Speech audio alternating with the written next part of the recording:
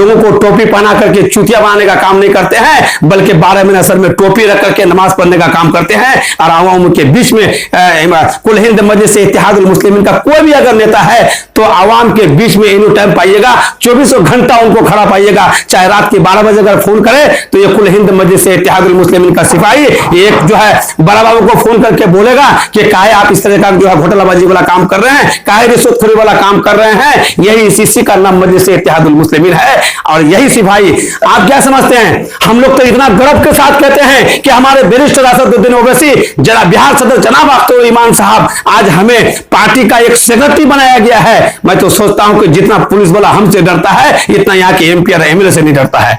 मैं चरण ठोक के कहता हूं काहे कि ईमानदारी का सबूत दिखाया है अख्तर ईमान साहब, ईमानदारी का सबूत है हमारे वरिष्ठ राशिदुद्दीन ओवैसी साहब। इसका क्या, इसका कोई मिसाल नहीं है। उनके आगे में जवाब देने वाला कौन है, जवाब देके बोल दे। कोई बोलता है कि बैरिस्टर साहब को जो है जेल नहीं होता है, हक की बात में क्या जेल होगा। अरे वो सब पढ़ाई तो पढ़ाई नहीं है, जाहिलों को मुख्यमंत्री और जो है कपड़ा मंत्री और ये मंत्री और वो मंत्री बना के छोड़ दिया तो ऐसे विकास। हमारे दलित भाई हमारे यहाँ आए, सब तो बड़े बड़े जितने कांग्रेसी थे, जितने आरजेडी थे, जितने जेडीओ थे, दिग्गज सब जितने हैं सारे एमआईएम में आके ज्वाइन हो रहे हैं। इस वजह से ये तीनों पार्टी बौखलाए हुए हैं, चाहे वो जेडीओ हो जाए या आरजेडी हो जाए या कांग्रेस हो जाए। इन लोगों का पेट में दर्द होना शुरू हो गया है और हम लोग इन लोगों का पेट का दर्द से हम लोग बौखलाए नहीं, बल्कि हम लोग काम करके दिखाए हैं। हम लोग जमीनी स्तर से मजबूती से काम किए हैं। हम लोग सिर्फ वोट के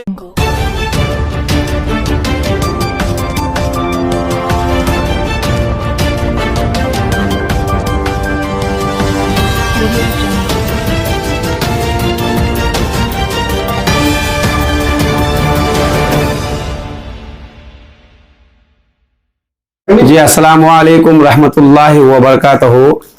मैं सबसे पहले आप लोगों का चैनल का जो है शुक्रिया अदा करते हैं, आप लोगों का भी शुक्रिया अदा करते हैं कि इतने दूर से चल के हमारे घर जो है आए हैं। आप लोगों का शुक्रिया मैं अदा करता हूं। और हमारे जितने भी हजरात हैं और जितने भी सुनेंगे या सुन रहे हैं, सब किसी को मेरा सलाम अर्ज है। आप विधानसभा चुनाव में उतरने की तैयारी कर रहे हैं, किन मुद्दों को लेकर के?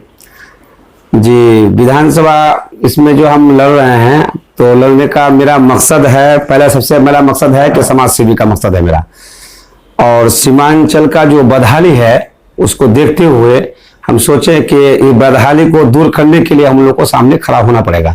और क्योंकि हम लोग जो है 74 साल देश को आजाद होने का हो गया और इस 74 साल के अंदर हम लोगों के सीमांचल के अंदर नहीं पले बल्कि पटना तक आप देख लीजिए, पूरे बिहार की बदहाली को देख लीजिए।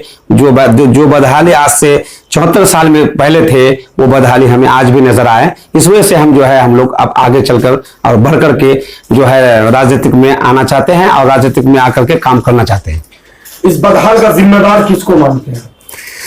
जी इस बदहाल का जिम्मेदार बिहार जो मुख्यमंत्री हैं, जैसे कि आरजेडी का जो है 15 साल हुकूमत किए, मंत्री रहे, जेडीओ का भी 15 साल रहे, अभी भी जेडीओ का है। और हमारे जो क्षेत्र का जो ठाकुरगंज या दिघल बैंक का है, मैं ठाकुरगंज का बेटा हूं और ठाकुरगंज से मैं बिलोंग करता हूं, मेरा नाम हाफिज महबूब है। आज ठाकुरगंज के बदहाली को देखते हुए हम जो है देख रहे हैं कि आज भी हमारे किसान रो रहे हैं, बिलबिला रहे हैं। फसलों की कीमत नहीं है, रोड नहीं है, नाली नहीं है, बंडाल नहीं है, पुल नहीं है, स्कूल नहीं है। आज हर चीज की जो है अभी किसी कमी को उसने पूरा नहीं किया है। खास तौर से मजलिस इत्तेहादुल मुस्लिमीन में लोग काफी तादाद में आते रहे। आज आपके पार्टी प्रदेश कार्यालय में पूर्व विधायक की ज्वाइनिंग हुआ, इसको लेकर के आप क्या कहना चाहेंगे? मैं सबसे पहले मैं उनको बधाई देता हूं कि आज हमारे एमआईएम जो है दारुल ईमान में आकर जो है उसने जो सदस्यता लिया है। मैं बहुत बहुत जो है शुक्रिया उनका अदा करता हूं कि कम से कम परसों पुराना जो पार्टियों में जो जुड़े हुए थे, जो ख्यालात रखते थे, उसको कम से कम अपने जहन को बदल करके एमआईएम में आकर घुसे हैं। मैं उनका शुक्रिया अदा करता हूँ। सर आप ठाकुरगंज से हैं और ठाकुरगंज में एक चीज काफी मशहूर है, अनन्नास। इसको लेकर के पिछले दिनों में मीडिया में बात चल रही थी और सांसद जो हमारे मरहूम सांसद जी है उसने भी इस बारे में बात की थी। अनन्नास के लिए अगर आप जीत जाते तो अनन्नास फसल के लिए क्या करना चाहेंगे आप? उनके मुद्दे को लेके जो है मैं खड़ा होऊंगा। और जो अनानास का ही सिर्फ नहीं है, यहाँ पर जो है फेमस चाय पत्ती का बागान भी है, जो है जैसे कि मक्का हो गया, धान हो गया, गेहूं हो गया, सारे फसल यहाँ पर हो रहा है। लेकिन यहाँ की जो सरकार है उसको जो है उस सरकार के रेट से उसको खरीदा नहीं जाता है, उनकी कीमत नहीं है। आज उनकी कीमत अगर होता तो आज हमारे किसानों के बदहाली दूर हो जाता, बच्चे को पढ़ाते स्कूल में। खाली जिम्मेदार सरकार है, फिर आपके लोकल जनप्रतिनिधि जो है नहीं, जो हमारे अब एमएलए हम जिसको वोट देते हैं, जो हमारे भाई हमारे बुजुर्ग जिसको वोट देते हैं और वोट दे करके उनको जिताते हैं, ये उनकी कमी है भैया। एक जैसे कि एक मुखिया है, मुखिया का तो जो फंड आने का तो वो आता है, वो करता है, जो भी करने का वो करता है वो। लेकिन एमएलए एक तो हर चीज को पारित करने वाला होता है ना, पास करने वाला होता है। अगर उसका फंड का पैसा यहां से वापस चला जाता है और वो काम करता नहीं है। आप देख लीजिए कि हर विधानसभा के अंदर, हर क्षेत्र के अंदर और दिगर बिहार के अंदर और भी क्षेत्र है, लेकिन हमारे ठाकुरगंज या दिगल बैंक के लिए काय काम नहीं हुआ आज तक। दल्ले गांव को आप देख लीजिए, आज तक उस रोड को क्लियर नहीं किया है। दिगल बैंक से लेकर उधर एक 15 किलोमीटर तक एक रोड है, उस रोड को आज तक मुकम्मल नहीं किया। आज जो है नेपाल के बॉर्डर से लेकर हमारा जो है जिया पोखर हो गया आपका, वहां तक जो रोड है उस रोड का आज तक काम नहीं किया। काम के नाम पर तो हमारे नौशाद एमएलए साहब बिल्कुल जीरो हैं। इस वजह से उनको कहीं भी जाते हैं तो लोग उनको रोकते हैं और उनको टोकते भी हैं कि आप विधायक के लायक नहीं है, आप विधायक के जो है काम नहीं करते हैं, आप सिर्फ वोट लेके गायब हो जाते हैं। हम अभी जैसे सतकौआ पंचायत में हम गए, वहां पर जाके वहां के आवाम से जाकर पूछे हम कि भाई आप नौशाद एमएलए को कितने बार देखे हैं, तो वहां के गांव वाले की मेरा ये वीडियो भी है, तो वहां के जो है जितने हमारे बुजुर्ग और भाई थे तो बोला कि 10 साल के अंदर 2 आदमी बाहर निकल के आया कि एक बार हमने देखे हैं। तो क्या ऐसे ही एमएलए होता है कि 10 साल के बाद एक एमएलए का चेहरा देखा जाए? ऐसे एमएलए को हम लोग नकारते हैं। पार्टी अगर आपको टिकट देती है, आप चुनाव लड़ते हैं, तो आपका मैनिफेस्टो क्या होगा? जी, मेरा सबसे पहला तो एजुकेशन है भाई, पढ़ाई लिखाई शिक्षा, क्योंकि अगर पढ़ाई नहीं है तो फिर रोशनी नहीं है। पढ़ाई का होना बहुत जरूरी है भाई। स्कूल है, आज जो है प्राथमिक स्कूल है, जैसा कि हुआ कॉलेज हो गया, आज यूनिवर्सिटी का मुद्दा चल रहा है, और जैसे कि किसानों का मुद्दा है, रोड का मुद्दा है, पुल का मुद्दा है, बंडाल का मुद्दा है, सारा चीज का मुद्दा तो अभी है ही है, कोई काम तो हुआ ही नहीं है। हमारे ठाकुरगंज या दिगल बैंक के अंदर नौशाद एमएलए साहब, मैं आपको बोलता हूं, नौशाद एमएलए साहब पीसीसी रोड का जो ढलाई मुखिया करता है तो बोलता है कि हमारे फंड से ये काम हुआ है। ये ऐसे ऐसे एमएलए को हमारे अवाम, हमारे भाई, हमारे बुजुर्ग वोट देके इनको एमएलए के जो है गद्दी दिलाता है और बोलता है कि पीसीसी का जो रोड बनता है मुखिया के जरिए से, वो बोलता है कि ये तो रोड मैंने पास किया है। आप लोग देखे भी होंगे, वीडियो के अंदर सुने भी होंगे, कई कई जगह उसने इसका ऑडियो जो है वायरल भी हुआ है कि पीसीसी रोड का ढलाई करके बोलता है कि ये जो है बिहार सरकार ने बनाया है। आप बताइए, आप तो इस बदहाली को आप फिर कैसे दूर करेंगे? इस बदहाल के लिए देखिए, आवाज उठाना सबसे पहला मुद्दा है। आवाम आपके साथ में, आवाम मेरे साथ में है। आपको वोट जो देता है तो ठाकुरगंज या दिगल बैंक, आप एक एमएलए होकर के सीमांचल के 4 सीट है, चारों सीट की बदहाली को दूर कर सकते हैं। इनकी ताकत है उनके अंदर, उनको अपनी ताकत के बारे में उनको मालूम होना चाहिए।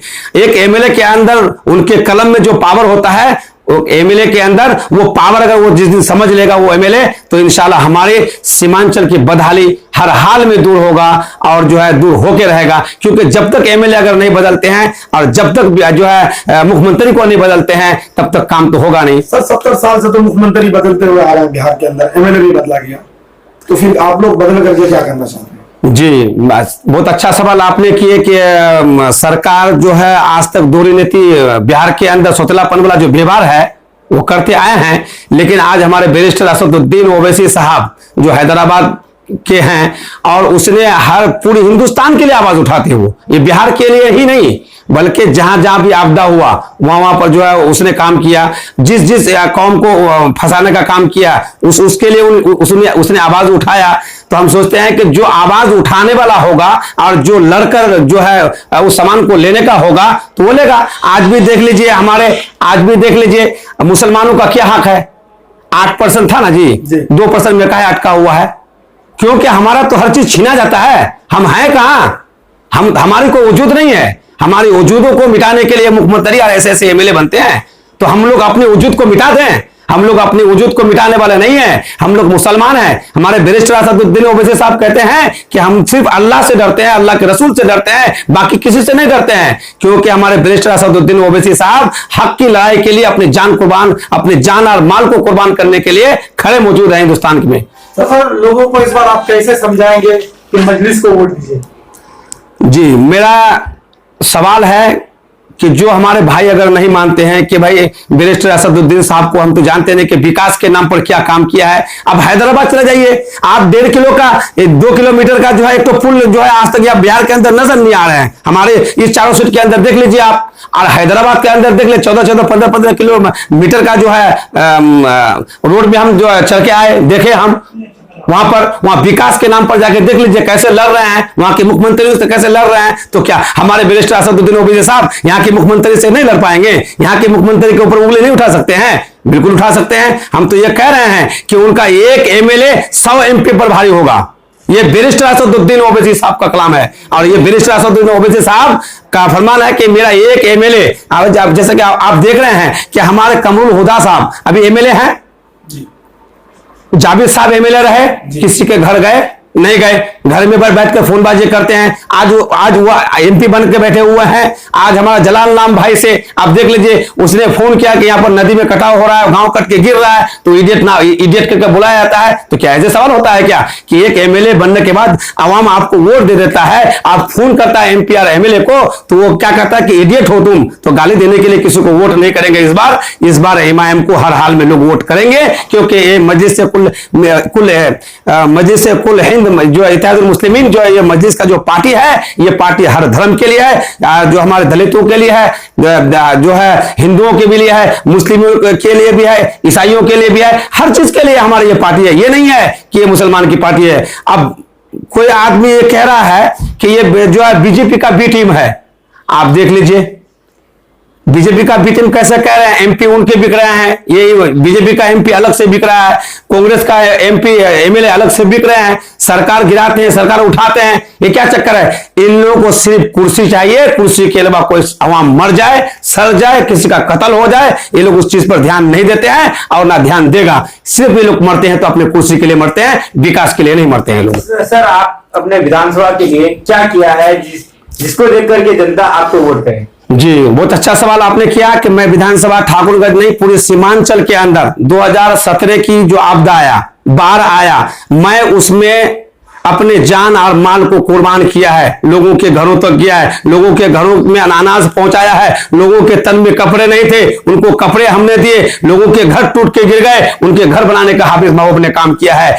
आज इस लॉकडाउन के अंदर आप देख लीजिए, लॉकडाउन के अंदर हमारे नौशाद साहब कौन ऐसा चूहे के बिल में घुसे हुए थे? मुझे बता दीजिए, कहां नजर आए थे? एमपी साहब कहां चले गए थे? दिल्ली के अंदर क्वारंटाइन हो गए थे कोरोना से पहले ही, काहे नजर नहीं आए? आवाम के बीच में काहे नहीं रहे? कौन हमारे जो है गरीब मजदूर भाई मर रहे हैं? आज मजदूर लोग इतने फंसे हुए थे, किसी मजदूर के बारे में उसने आवाज उठाया, किसी मजदूर को खाना पहुंचाया, किसी मजदूर को पैसा दिया, किसी गरीब के घर में जाके पूछा कि तुम्हारे घर में खाना है कि नहीं है, तुम्हारे घर में बीमारी है या क्या है, तुम किस आपदा में आके फंसे हुए हो? आज तक कोई एमपी एमएलए ने इस चीज का जवाब नहीं दिया, और जवाब भी नहीं दे सकता है। मैं चैलेंज ठोक के कहता हूं आपके चैनल के माध्यम से कि यहाँ के जितने भी एमपी है, या हमारे एक एमपी है और ये 3 एमएलए हैं, ये सब सिर्फ बोखलाती करने में आगे रहते हैं, काम करने में नहीं रहते हैं। ये लोग जो है, जब एनआरसी का मामला को आप लोग देख दीजिए, हमारे नौशाद साहब अपने बोर्ड को ढक लेते हैं, खोल के गिरा करके गाड़ी में सिंगल चलते हैं। क्या मुसलमान के हक के लिए लड़ने वाला हमारे नौशाद साहब है? हमारे आवाम सुने इस चीज को, हमारे आवाम को मैं क्या कह रहा हूं, हमारे आवाम सुन ले। ये हम छुपी हुई बात नहीं कह रहे हैं। हम एनआरसी के बारे में आवाज उठाया, 3 तलाक में आवाज उठाया, 370 में आवाज उठाया, किसी भी चीज में आवाज उठाने वाला नहीं है, क्योंकि इन लोगों को सिर्फ पैसा चाहिए, विकास नहीं चाहिए। तो हम लोग इस बार पैसे वाला काम नहीं करेंगे, विकास वाला हम लोग काम करेंगे। ऐसे लोगों को गद्दी से भगाने का हम लोग काम करेंगे। हमारे बिहार सदर जनाब अख्तरुल ईमान साहब, आदिल हसन साहब, इश्तियाक आलम साहब जो कुर्बानी बिहार के अंदर दे रहे हैं, पूरे बिहार के अंदर इमाम का झंडा लेकर जो घूम रहे हैं, तो ये छोटी मोटी बात नहीं है। इंशाअल्लाह आज हमारे इमाम पार्टी इतनी मजबूती की तरफ जा रहे हैं कि जो पूर्व एमएलए हैं जनाब रुकनुद्दीन साहब, आज उनके जो है पार्टी ऑफिस में उनका सदस्यता क्यों लिया गया? पार्टी के अंदर क्या पाया उसने? एक एमएलए छोड़ करके एमआईएम में आ सकते हैं। आप देखिए, बिल्कुल सारे मसले क्यों नहीं हल होंगे? एमआईएम का नाम ही विकास है, आप उसको विकास के नाम पर गिनिए आप, और विकास वाले भी कहिए इमाम है। और इंशाल्लाह आवाम के सामने मेरे जितने भी चैनल में देख रहे हैं और देखेंगे जो भी, उस भाई से मैं अपील करता हूं कि 5 साल के लिए इमाम को देखिए, यहाँ की तकदीर अगर नहीं बदल जाए, सीमांचल की धरती अगर नहीं बदल जाए, सीमांचल का विकास अगर नहीं बदल जाए, तो मेरा नाम हाफिज महबूब नहीं। आप लोग हमसे सवाल कीजिएगा कि हाफिज साहब इमाम को हमने जिताने का काम किया है और इमाम ने तो काम किया नहीं है, फिर आके हमको जवाब दीजिए। 5 साल के बाद आपके हाथ में वोट होगा, आप जिसको चाहे उसको दे सकते हैं। चलिए सर, बहुत बहुत खुदा हाफिज, जय हिंद, जय भारत, अस्सलाम वालेकुम रहमतुल्लाह।